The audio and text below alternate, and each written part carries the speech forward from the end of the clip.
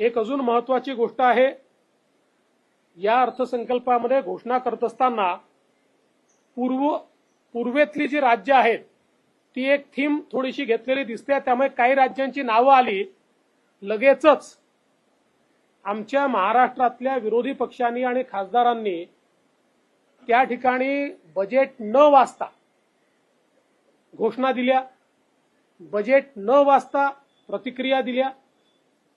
मला असं वाटतं, जनता तुम्हाला जेव्हा निवडून देते एवढीच अपेक्षा असते की काय तरतुदी आहेत त्या वाचल्या पाहिजेत। मी ऍट अ ग्लान्स, म्हणजे अजून माझ्याकडे फाईन प्रिंट यायची आहे, मी ऍट अ ग्लान्स पाहत होतो तरी मला महाराष्ट्रातल्या तरतुदी सापडल्या।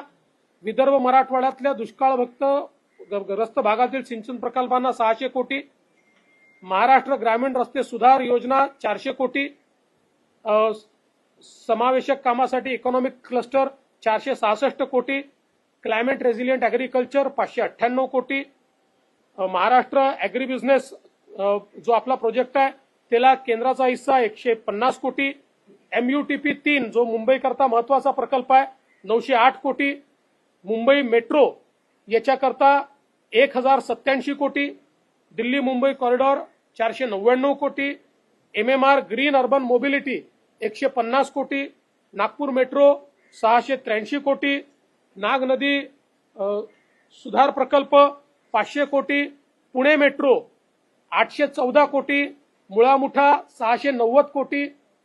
म्हणजे ही यादी वाढतच जाणार आहे, उद्यापर्यंत पूर्ण यादी घोषित करू। ही तर ऍट अ ग्लान्स 5 मिनिटात काढलेली यादी आहे, फाईन प्रिंट यायच्या आधी जेवढे डॉक्युमेंट हातात आले। मला असं वाटतं की विनाकारण नरेटिव्ह तयार करण्याचा जो प्रयत्न होतो, महाराष्ट्राला काही मिळालं नाही हे तुमच्या समोर आहे। आणि रेल्वेच्या बजेटचे पैसे तर अजून सांगितलेलेच नाहीत, आणि वेगवेगळ्या योजनांवर जे महाराष्ट्राला मिळालेले आहेत ते देखील अजून त्याचे फाईन प्रिंट माझ्या हाती यायचे आहेत। म्हणून विरोधकांना माझा सल्ला आहे, या ठिकाणी केवळ नरेटिव्ह करता राजकारण करू नका। आपल्या राज्याला काही मिळालं पाहिजे अशी भावना असेल तर त्याचा पाठपुरावा करा।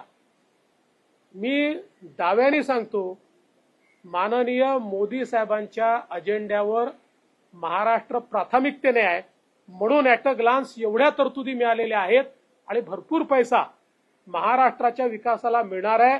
किंबहुना मुख्यमंत्री एकनाथराव शिंदेजींच्या नेतृत्वात ज्या ज्या गोष्टी आम्ही मागितल्या त्या सगळ्या गोष्टी आम्हाला मिळतील, हा मला विश्वास आहे।